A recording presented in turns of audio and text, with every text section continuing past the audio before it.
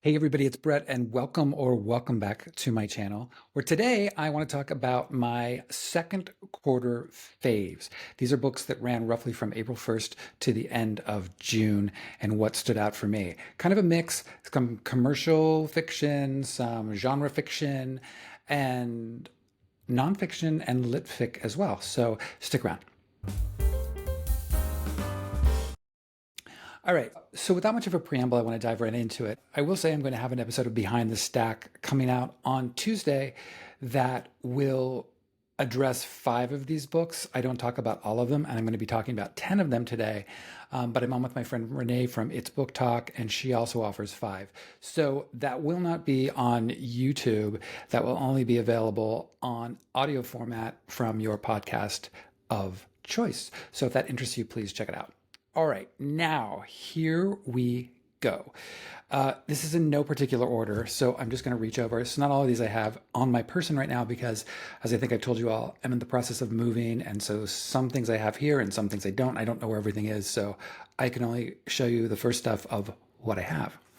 The first is The Devils by Joe Abercrombie. If you watch my wrap-ups at all, you'll know that I was a huge fan of this book and totally surprised by it. I was first drawn to the cover.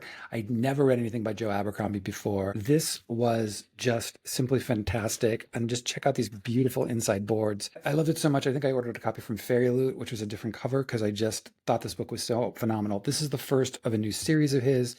This concerns a priest who is brought to this kingdom, let's just talk generalized kind of European kingdom in some time, who is tasked with escorting a young girl to this castle where she's going to take her rightful place as queen. She was discovered, she was an orphan, and they find out she is probably this long missing daughter of one of the previous queen who has died. So this adventure sets off. But along with this priest, who is very young and very green, he is also joined by a group of companions who are just phenomenal. There's a vampire, there's a werewolf, there is an elf, there is a necromancer, there is a pretty much a bodyguard who has eternal life, cannot die.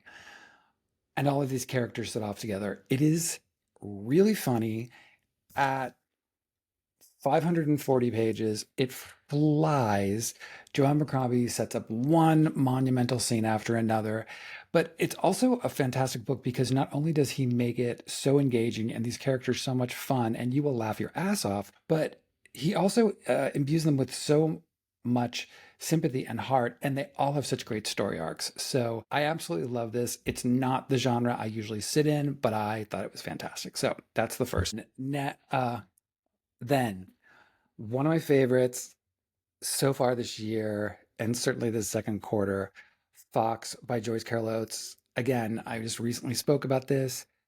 Loved this book. I hadn't read a Joyce Carol Oates book in a while. I'm hearing from a lot of people that they've never read a Joyce Carol Oates first book before, and this might be their first. And to that I say great, because it's an entry into Joyce Carol Oates. I will say it's similar to a lot of her other things in terms of phenomenal writing, but she wrote this book to basically she'd never tried her hand at a mystery. And that's what this is, about a very charismatic, charming school teacher named Francis Fox. With the start of the book, his body is found in a lake in his car, and the book becomes an examination of who could have killed him. And a lot comes out very quickly. I will say, as I've said before, I don't always give content warnings, but this is a little dicey in the beginning because Mr. Fox is a pedophile who teaches at a middle school. So while the book doesn't spend long on that component of the book in terms of details, it does come up in the beginning. But if you can get past that, and it's not overly graphic or anything like that, but it definitely, I know for me, made me squirm a little bit. But if you can push your way past that, it is a really, really, really terrific book. Okay. And also great on audio because it's a full cast narration. So really good. All right. Audiobook that I don't have a copy of because it's audio is Janelle Brown's What Kind of Paradise. I really love this book. It totally surprised me. I'd only read one other Janelle Brown book before. This one is about a young girl who is being raised kind of off the grid by her father, who is brilliant and, very distrustful of government, very distrustful of basically anything on the grid. So she was homeschooled. She really has been kind of sheltered, and he's really protected her. And her father has told her that her mother, when they were young, was in a car accident and had passed away. Well, she gets some information early on in the book that shows her that everything her father has told her could potentially be a lie. So she begins to investigate what really could have happened, while at the same time getting herself embroiled in a situation with her dad that causes a domino effect. Um, it's really smart. What I loved about this book is the time period, because a lot of it's set in the 80s. And for anyone who grew up in the 80s, you will get every single reference she's talking about. And I really appreciated that. It's also about the onset. Computers had just really started. It was early on. So these ideas of things like AI, which takes a big, it's kind of a central point later in this book, are all just kind of being explored. So I thought this was really wonderful, and it just surprised me in so many ways. I thought it was just going to be a, summer mindless thriller, and it's absolutely not that.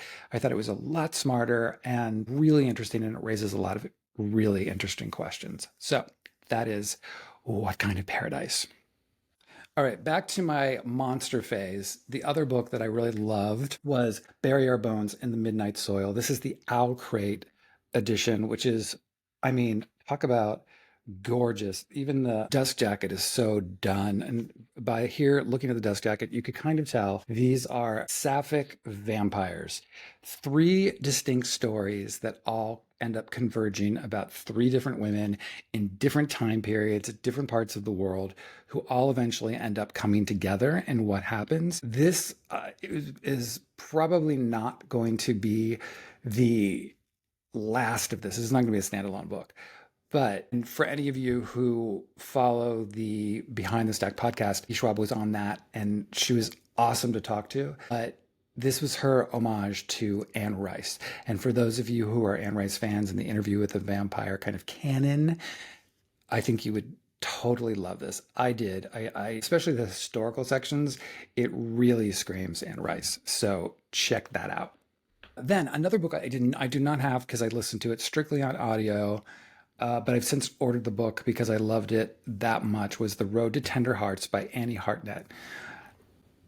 This was so good. Annie Hartnett is compared a lot of times to John Irving, and I totally get that, because she writes these very quirky characters, really kind of weird circumstances, and how these people kind of deal and live. Okay, so I've literally tried to explain like 7 times the plot of this novel, and I kept coming up short. So I'm just going to read you the synopsis, and you can get it from that. At 63 years old, $1 million lottery winner PJ Halliday would be the luckiest man in Pondville, Massachusetts, if it weren't for the tragedies of his life, the sudden death of his eldest daughter, and the way his marriage fell apart after that. Since then, PJ spends both his money and his time at the bar, and he probably doesn't have much time left. He's had 3 heart attacks already. But when PJ reads the obituary of his romantic rival, he realizes his high school sweetheart, Michelle Cobb, is finally single again. Filled with a new enthusiasm for life, PJ decides he's going to drive across the country to the Tender Hearts retirement community in Arizona to win Michelle back. But before PJ can hit the road, tragedy strikes Pondville, leaving PJ the sudden guardian of his estranged brother's grandchildren. Anyone else would be deterred from the planned trip, but PJ figures the orphan kids might benefit from getting out of town. PJ also thinks he can ask Sophie, his adult daughter, who's adrift in her 20s, to come along to babysit. And there's one more surprise addition to this roster. Pancakes, a former nursing home therapy cat with a knack of predicting death, who recently turned up outside PJ's house. This could be the second chance PJ has long hoped for, a fresh shot at love and parenting. But does he have the strength to do both those things again? It's very possible his heart can't take it. Okay, I loved this thing. Loved it. I'm in this thing right now where any kind of books that are heartwarming or have stories in them that are ultimately positive, I'm all for, since everything's a disaster right now. So, and this is one of those books. It is so good. It's moving. It's really funny. It's a great collection of characters. For anybody who's a fan of the movie Little Miss Sunshine, this would be right up your alley. Again, it's also a great audio pick, but it's really fantastic. Then, Joe Westmoreland's Tramps Like Us. This was a book that originally came out during COVID and nothing happened with it because it just kind of fell under the radar. But editor Jackson Howard at FSG MCD Books read it and decided to republish it under the FSG label, and that's what he's done. And thank God for it, because it is so good. It's an autofiction story of this young man who moves to New York in the 1970s. He's gay. It's a kind of coming of age story with all of his friends, all of these characters right before the AIDS crisis happened and through the AIDS crisis. It's kind of a gay on the road because it doesn't get right to New York. It goes through San Francisco. It goes to the South. There's all these different places. But I absolutely just really loved this timepiece. I thought it was so good.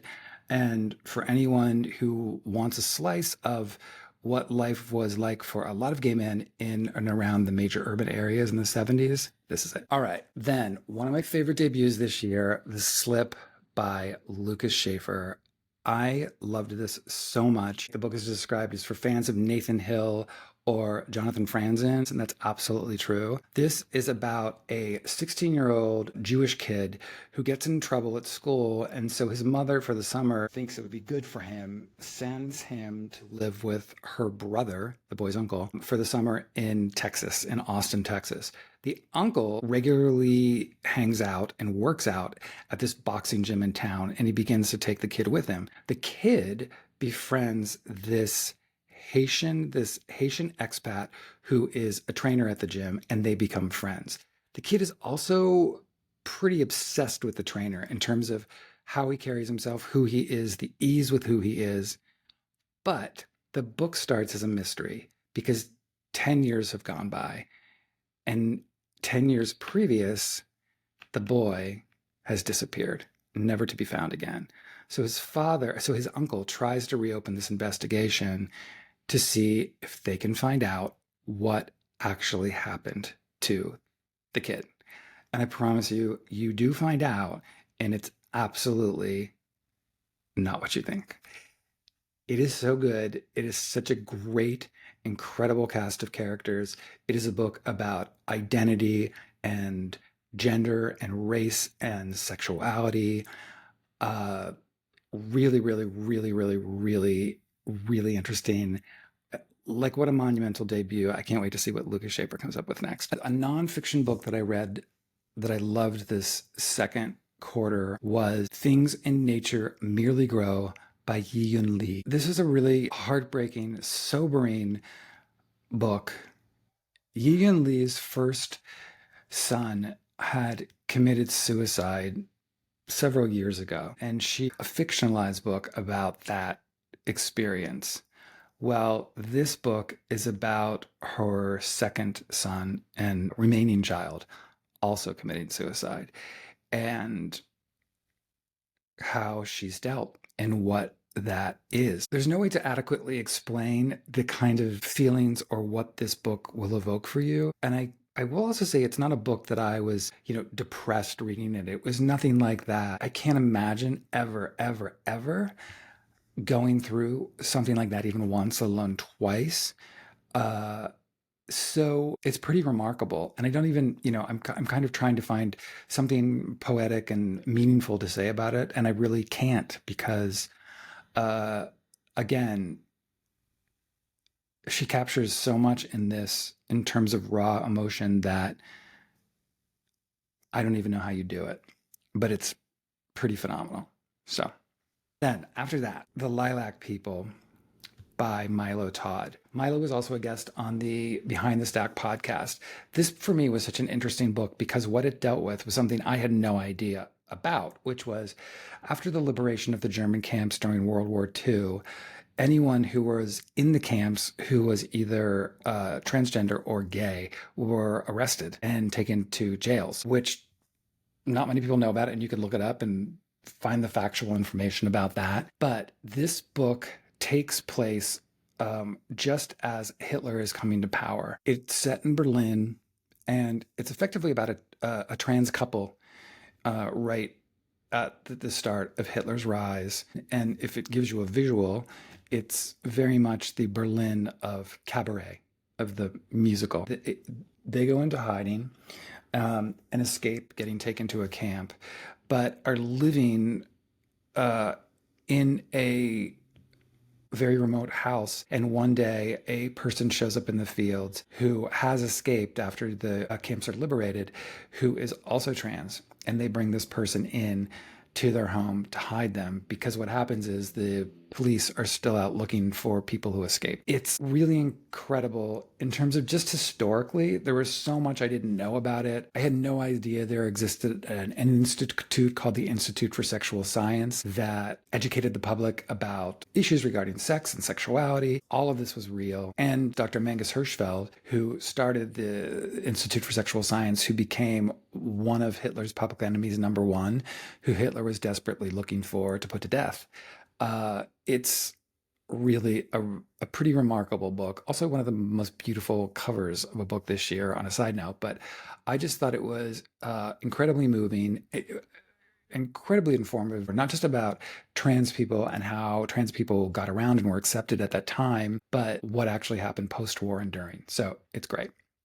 And then my final book, which is also a debut this year, and really it's a book I think about so much since I finished it, was The Correspondent by Virginia Evans. I love this book so much. And actually, I don't know anyone who's read it who's been like, not for me. It's an epistolatory novel about this woman, and we are introduced to her through her letters, who she's writing to, who's writing back. She is someone who writes, she's a big reader, and she writes to all these real life authors, many of whom respond to her, like, for example, Ann Patchett. But her life is a bit of a mystery, or an onion, that as the book progresses through this series of levels, slowly reveals the entire picture of who Sybil is. That's this woman's name, Sybil. It is so beautiful. It is so moving. I mean, I tell you that I freaking sobbed repeatedly like a baby at times in this book. Not because it's overly sad or anything like that. It's just, it's really moving. It's really beautiful. And it's this like perfect examination of a life that's lived, and just very affirming. Gorgeous, gorgeous, gorgeous, gorgeous, gorgeous book that I would highly recommend. So those are the 10 books. Let me know if you've read any of these. Let me know if you're planning to read any of these. Let me know some of your second quarter favorites down below. I'd love to hear it. I'm planning to put, I think for next week, I'm going to talk a little bit about what I would like to see on the Booker list, since the long list is going to be coming out in 2 weeks. Again, I'm no expert on this. This is more going to be me just having fun and saying some of the things I would like to see there, and maybe taking wild hair guesses about what I think could be there. So look for that. I hope you all are having a wonderful week, and I will see you all soon.